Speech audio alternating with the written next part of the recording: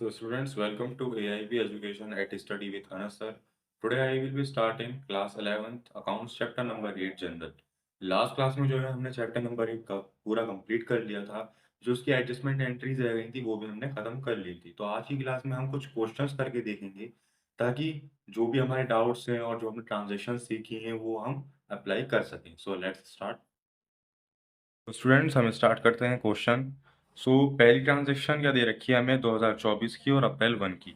मैं जो ये सारी ट्रांजेक्शन करूंगा विदाउट फॉर्मेट करूंगा क्योंकि हमें सिर्फ ट्रांजेक्शन को समझना और सीखना है. फॉर्मेट मैंने आपको सब बता ही दिया है और कई सारे क्वेश्चंस भी करवा दिए हैं फॉर्मेट के साथ. सो हम स्टार्ट करते हैं. अप्रैल 1 की ट्रांजेक्शन है business started business with cash. ठीक है. सबसे पहले क्या बिजनेस आया हमारे पास, यानी पैसा आया है कैश में. तो हम कर देंगे कैश अकाउंट डेबिट. कितने रुपए से? 2 लाख रुपए से. To capital account credit, capital भी आ गया 2 लाख. ये थी हमारी अप्रैल 1 की एंट्री. आगे बढ़ते हैं अप्रैल 2 की एंट्री. दूसरे अप्रैल की एंट्री क्या कह रही है हमसे, goods purchase on cash. Goods purchase किए गए हैं कैश पे. So purchase account debit, account debit 50,000.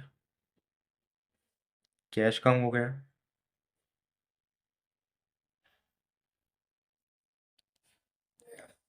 ये ट्रांजेक्शन भी कंप्लीट. नेक्स्ट ट्रांजेक्शन पे आते हैं 3 अप्रैल की. Goods sold to Naresh on credit, यानी गुड्स बेचे गए हैं नरेश को और क्रेडिट पे बिके गए हैं. ठीक है. डेट पुट कीजिए इसकी April 3. Naresh, Naresh account debit 20,000 to sales account credit 20,000. So April 7, 7 अप्रैल की ट्रांजेक्शन पढ़ते हैं. गुड्स रिटर्न टू पंकज, यानी गुड्स रिटर्न कर दिए गए हैं पंकज को. अब ये क्या हो रहा है बेसिकली, रिटर्न टू यानी कि परचेज रिटर्न है. हमने जो है गुड्स बेचे होंगे इसको, सॉरी हमने खरीदे होंगे इससे नए पंकज से और हम उसको वापस कर रहे हैं. तो परचेज का नेचर किसका होता है, डेबिट का, और परचेज रिटर्न का उसका अपोजिट क्रेडिट. तो पंकज दोबारा से डेबिट हो जाएगा. Pankaj account debit. कितना अमाउंट है, 12,000 का. And then after is to purchase return account credit 12,000. सो ये वाली ट्रांजेक्शन भी कंप्लीट हो गई हमारी. आगे बढ़ते हैं. Goods return by Naresh. अब हम रिटर्न कर रहे हैं, मतलब हमारे पास आ रहे हैं किसके जरिए, नरेश से. हमने नरेश को अभी ऊपर वाली एंट्री पे गुड्स सोल्ड किए थे. अब उससे पैसे, उससे गुड्स रिटर्न वापसी आ रहे हैं कितने रुपए के, 15,000 रुपए के. तो सेल का नेचर जो होता है वो किसका होता है, क्रेडिट का, और उसका अपोजिट डेबिट होगा, sales return. Sales return account debit कितने का, 15,000 टू नरेश अकाउंट क्रेडिट. कौन सी तारीख की एंट्री है, 9 अप्रैल की. आगे बढ़ते हैं. Paid salaries 30,000 and rent 10,000, wages 8,000 by cheque. Basically ये कंपाउंड एंट्री है. एक ही एंट्री के अंदर काफ़ी सारी पेमेंट की जा रही हैं. तो जब एक एंट्री के अंदर कई सारी चीज़ें की पेमेंट की जा रही हो या एक से ज़्यादा एंट्री लाया कर रही हो तो उसको कंपाउंड एंट्री बोला जाता है. तो इसमें क्या क्या चीज़ दे रहे हैं हम, सैलरीज दे रहे हैं, रेंट दे रहे हैं, वेजेस दे रहे हैं. तो इन सभी को डेबिट कर देंगे पहले हम. 10 अप्रैल की एंट्री है हमारी ये.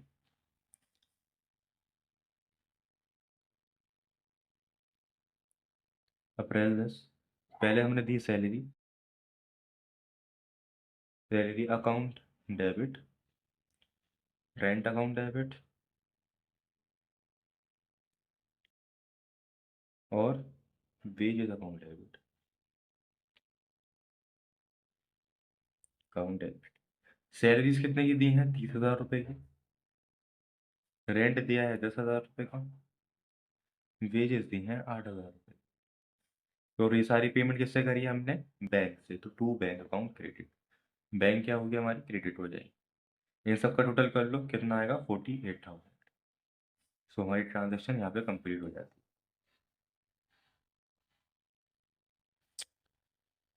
सो आई थिंक आपको सभी ट्रांजेक्शन समझ में आई होंगी। हमारा यार क्वेश्चन खत्म हो चुका है।